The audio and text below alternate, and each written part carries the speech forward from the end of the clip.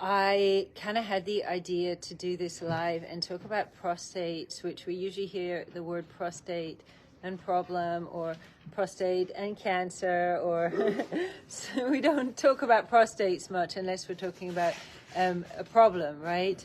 Well, in Taoism, the prostate was referred to, or is referred to, as the master gland of the body, like the most important gland in the body. And bear in mind that in Taoism, glands are considered to be like, you know, the endocrine system and the glands are considered to be like really, really important part of health and staying healthy. So it's almost like as our glands deteriorate, it's kind of like we age, you know, in that same pace at which it deteriorates. So if we can stop our gland from deteriorating, basically we can actually reverse aging and sort of keep ourselves young and keep ourselves youthful. Now, in terms of, let's first of all look at, you know, general prostate problems. So, you know, what happens to prostates is they're sitting at the body, and because of the way we use our bodies, the way we use our minds, our relationship with our emotions, a lot of pressure builds up in that part of the body, which is just by the anus. I mean, we literally say the word anally retentive, which of course it's not anybody's fault, because for a number of reasons, which I'll go into shortly, we tend to tense a lot around the lower part of the body. And that tension, which is often in the form of kind of emotional repression, hence that term anally retentive, it tends to give the prostate a really hard time. So because the prostate, instead of being relaxed and able to do its thing, is being compacted, it starts to become inflamed, it starts to swell, it starts to get larger, and eventually it can go into cancerous states and so on and so forth, and spread, you know, cancer and disease or whatever into part of the body. And prostate problems, of course, they're really, really common in men. I don't believe that this is natural, that men should have prostate problems, in the sense of, I do believe that it's a combination of like emotional repression and the education around sexuality, which is at best completely terrible, at worst, you know, downright harmful, essentially. Hello, baby, can I speak, my darling? Okay, so, you know, now if you look at, you know, people living in nature, so people living in the jungle, for example, and this has been studied by anthropologists, and you probably know about the people living in the jungle, that they don't wear any clothes and they run around in these tribes. You may wonder what goes on in their tribes in terms of sex. This has been studied, as I said, like by anthropologists and psychologists and so on. And it seems that these people don't have any morality around sex, yet they don't have in their tribes people getting raped, sexually assaulted. They don't have women getting together saying "Me Too," accusing the men of doing wrong to them, and so on and so forth. In fact, it seems that these people have quite we could say like quite calm and balanced relationships with their sexuality. They tend to pair bond for life, and for example, the sex act between couples will generally take place in a room with other people, including children, around. And anthropologists have studied and found these people to be like extremely calm and extremely like just balanced and sort of quite loving people, essentially. You know, not to say, of course, that they maybe fit our idea of what we think a utopia might be. However, definitely a very functional societies that are probably a lot more functional and lower in crime and mental health problems and addictions and so on than our society. Now, what, you know, when we grow up in our society, and the dominant paradigm is, you know, the sexual energy is something that we need to keep down, because if we allow it to go wild, what's going to happen? We're all going to turn into a bunch of raving perverts and rapists and start hurting each other if we allow the sexual energy to go, you know, and do its thing. And this is the general paradigm. You know, there's a lot of, especially like guilt that goes on to men. Of course, there's guilt that goes on to women, but that's more along the lines of, oh, maybe you're asking for someone to rape you and so on.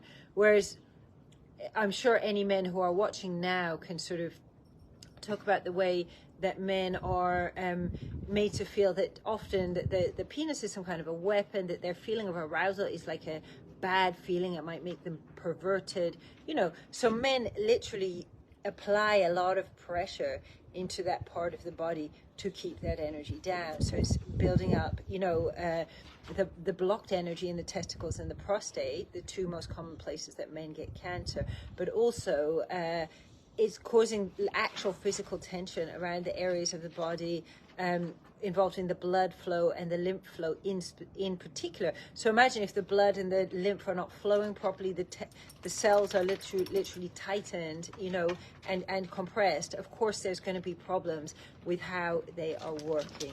Now, I do believe there's someone watching here who we've been recently doing some practices together. It's a client of mine. I don't know if you want to jump on and talk about your experience. You're more than welcome if you feel like it. If you don't, that's absolutely completely fine as well.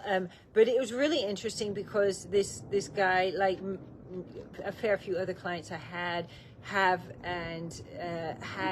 this problem with his prostate, this very common problem with his prostate. And when we work in Taoism, what we do is, the idea is we want to basically reconnect the sexual energy with the love energy in our heart. I'm very much simplifying this, but if you imagine the love in the heart, the sexual energy down near the pubic bone, and in between are all these different programs and repressed emotions and traumas and blockages and so on that have come in the way of you know, this normal, natural upward flow of energy, which you'll probably find in those people in the tribe that I was talking about in the past. By the way, if you're watching this and you have any questions, feel free to stick any questions in the chat. So, okay, right. So the first step is, right, if you want to reestablish this flow, the first step is that one needs to work to actually open the body up. So this includes using the breathing, it includes exercises, but most of all, it involves hacking into the energy system to actually learn to open up, to unblock, to release, to transform, get flowing, everything within the body, just bringing us back to our original natural state, which is essentially the original programming that we have, right? You know, which is very, very different from what we're educated and civilized to be, you know. And the irony of all of this sort of sexual repression and education around sexuality is that it actually is almost like the more that you get better at repressing your sexual energy, the more there's a good chance that you're going to be having all these urges that are drawing you in directions you have no control over and you don't really understand, you know. But then if you do successfully manage to shut it down, what you're doing is you're cutting yourself off from your life force, most powerful energy within your body, that actually you need that body to, that energy to rise into your heart so it can grow literally the energy of self-love, self-confidence and so on within your body. But also because that energy then starts to spread through your body, to rejuvenate your body at the cellular level, and then to feed and to fill your body up essentially with just you know, it just amplifies everything you have. So your ideas, your creativity, your consciousness, you know, it all starts just getting expanded and opening and up and operating at its optimum, essentially, right? Now, it was really interesting, this client the other day that had various issues relating to the compacting of energy within his pelvis, and you know, he'd been noticing, you know, over the weeks, just everything just coming a little bit, you know, more open as he was learning each of the new practices. But there's a practice we do, and this practice, by the way, I don't recommend to anybody to try this practice unless you've done all the preliminaries. And just, you know, so you know, these are really, really powerful exercises. They're amazing exercises, but they must be done in the right order. If not done in the right order, it's possible, okay, that they won't do anything, which is probably the best possible option. But you can also cause energy blocks, and cause energy blocks that are much worse than the original energy blocks if you're not opening up the system to flow properly. So essentially what the exercise involves is actually taking the energy out of the pelvis, out of the testicles, out of the I guess the perineum as well, and to start moving that energy up the spine, up into the body, into the brain, into the internal organs, and then down again. So on the one hand, this has a powerful effect of unblocking things that are causing blockages. And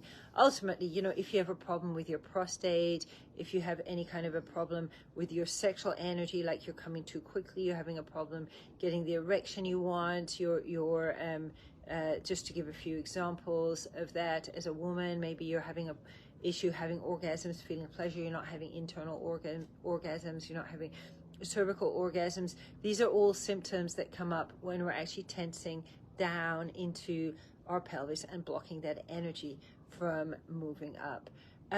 Anyways, so working with this client the other day, and we were working together to just really start moving this energy up the back and so on, and he was just telling me like, wow, you know, I just feel like so much pressure, you know, has been coming off. Yeah, you know, each time I'm doing this, each time I'm practicing, it's like everything starts opening and opening, and everything starts actually working properly. And I mean, there's some pretty amazing examples of people actually doing these practices and finding, you know, physical illnesses actually being healed through doing these practices, which is really, yeah, it's like really, really incredible. It's even having people with incurable diseases have started doing these practices, and it's really, really amazing, I think, when we start unblocking energy, what can actually start happening.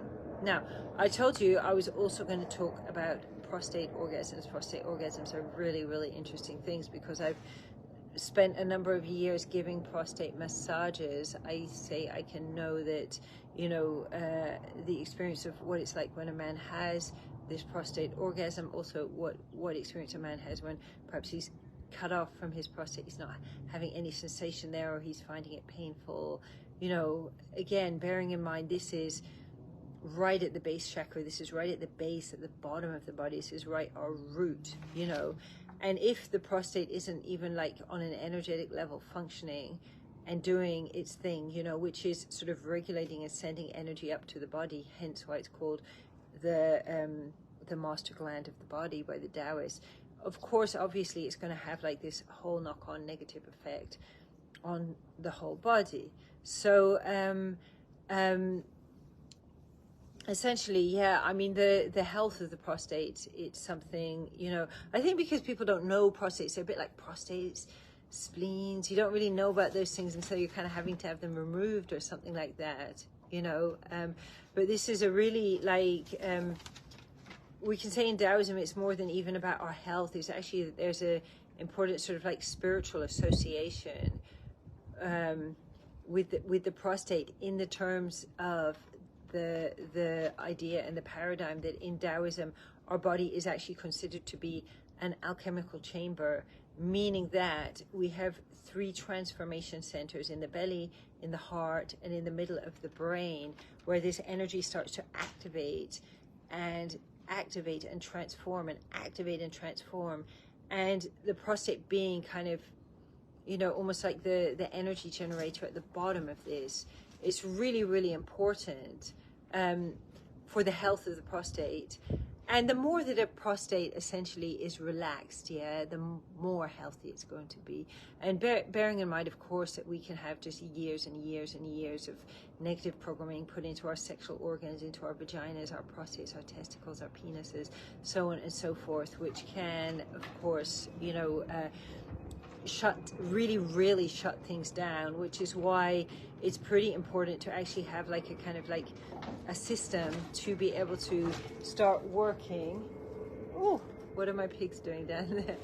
It's really important to have a system to be able to start working through this and actually really starting to unblock and start to open up the whole body, and systematically be able to go in there every day and just start moving it and activating and moving and activating, at which point you are going to start to find that your whole body starts to change, not just your whole body, but your whole experience with yourself, yes, but also the world around you. So your ability to communicate, to connect, to create, to vision, to experience, to consciously experience, and so on.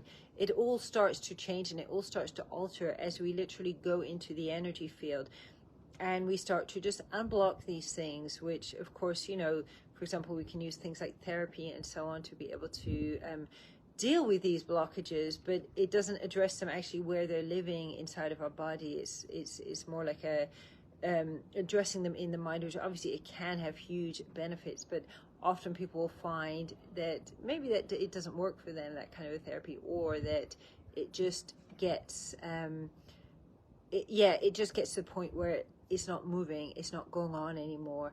I mean, I suppose this is the same reason why acupuncture works so well for conditions that, you know, Western medicine does not really understand. And this is very, very similar, actually, when you do this kind of energy work. It's very similar to how acupuncture works, except what you're doing is you're actually going in there yourself, and you're giving yourself this treatment every day. You're using your mind, your consciousness, your intention to be able to activate your whole body, and to be able to start to really just experience your body in the original state and the original programming in which it was originally intended to be. Now, I'm just wondering, has anyone got any questions here? Can I first of all ask, if you're hearing me okay, you're getting this, can you just give me a 1 in the chat, just so I know if the messages are coming up right, you know? And number 2, if you have any questions regarding what I've talked about, feel free, you can type them in the chat. If somebody's here that wants to jump on live, by the way, I see some new members here that I just allowed in. Lovely to see you. Hope you enjoy this group. Feel free to go and like rewatch what I've just been talking about. But I'd love to hear any questions that anyone might have, that anyone might want to type in, or if you want to jump on live with me. This is my beloved, by the way, my beloved spirit guide, who's coming here to join us and accompany us. So yeah, any questions regarding this? I'm wondering even if I'm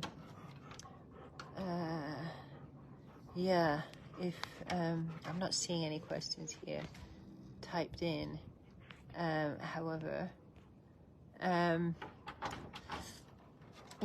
anything else that anyone wants to hear about, that I could share about, that could be, you know, along the lines of this. So just for people who've just jumped on now, I've just been talking about the way that energy that gets blocked in the prostate, which can lead to physical health problems, can actually be circulated through the body through this process of unblocking the energy and removing emotional blockages and programming that stops our body from, the energy in our body from moving properly, and actually stops the alchemical chambers, so the 3 alchemical chambers that take our energy from, we can say more or less, the horny feeling to the energized feeling to the loving feeling to the enlightened feeling, right, which is how the chambers work, if we're going to really, really briefly put that in there.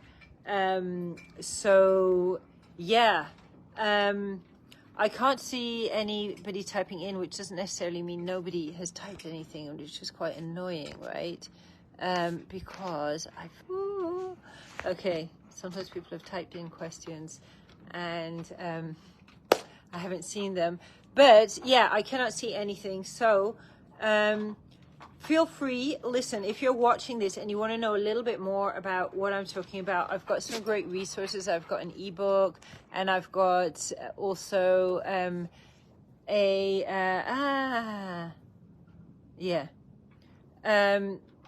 great question. Yeah. So yeah, first of all, I've got some basic resources to help you to start to understand this. If you're interested in that, either drop me a DM or comment here, and we'll get in touch with you, ask you a few questions, find out what's useful. Yeah, absolutely, Louisa. This is what I teach people. So this is a course. It takes around 4 months to go through the whole process, but people start getting benefits within a month or 2 from doing the practices. So absolutely put them in touch with me if they're interested to know more about this work. Oh, yes. Okay. I really, really love this question as well. Yeah. So if anybody here wants to know about how do you actually do these practices, how do you get into doing them, please do DM. Okay. Now, someone says their prostate was removed and they lost their confidence. Now, listen. Yeah. Okay. When we have organs and body parts removed, there's a knock-on effect. Yeah. Now, the thing is that if, for example, you have your arm amputated, right? Imagine you have your arm amputated and there's energy meridians going all down your arm. If you go for acupuncture, do you know what the acupuncturist does, right? They will actually needle into where your hand would be because the meridians are still there, okay? And that's why people get phantom pain in their removed limbs, right? The same, look, if your spleen is removed, you still have an energetic spleen. If your uterus is removed, you still have an energetic uterus. Men have energetic uteruses, women have energetic penises, and a person who had the prostate removed will still have an energetic prostate. However, you're likely and quite possible, especially to do with wombs and to do with prostates, to be disconnected from your energetic prostate. So ultimately the work would be to remove again the blockages. It's always the first step is to remove the blockages, because while there's blockages and we start trying to move with, you know, work and move powerful energies like sexual energy, which are quite volatile and they can be very, very healing, but if they're not moving through in the correct way, it's problematic, right? So when we start bringing in and when we start unblocking so we can start moving this energy, it's very powerful. It's very, very healing. So absolutely this work can be done, and I would suggest, again, DM me. Like I said, I've got a lot of resources I can send out to people to get people started. If people want to know how do you actually get into this, how do you get into really doing these practices, again, yeah, get in touch with me on the DM. I definitely would love to chat with you and just see if there's any kind of alignment with us being able to work together. Yeah, in the meantime, just enjoy my YouTube, enjoy being here, and yeah, especially people who in particular you have a prostate issue or you know someone with a prostate issue, reach out in the DM, let's chat, and I might even do like a little bit of a longer video on this. Yeah, I've lost that energy center, yeah, without the prostate, and this can happen, but also bear in mind that when we have operations create scar tissue. Okay, now the scar tissue can actually be worked on and it can be unblocked. Okay, it may be more the fact that the scar tissue is causing a blockage around your prostate as well. So absolutely, like, you can work with the energy, you can reactivate the energy. I totally get how you're feeling, and I've heard this from other people. I've heard this from people who've also had their female sexual organs removed as well. But this is something that absolutely I work with people, and you can work on it, and you can bring this whole area like back to life and get the energy center working again without actually needing to have the physical structure there. So that's like the great news around that. So yeah, feel free to message me. Let's continue to chat in the DMs if you want to know more about this. Sending loads of love and light out to everybody. Hope you have a really fantastic and great Saturday and Sunday tomorrow. And yeah, as I said, I have also a few resources like some masterclasses and ebooks that people might find really helpful as well. Bye.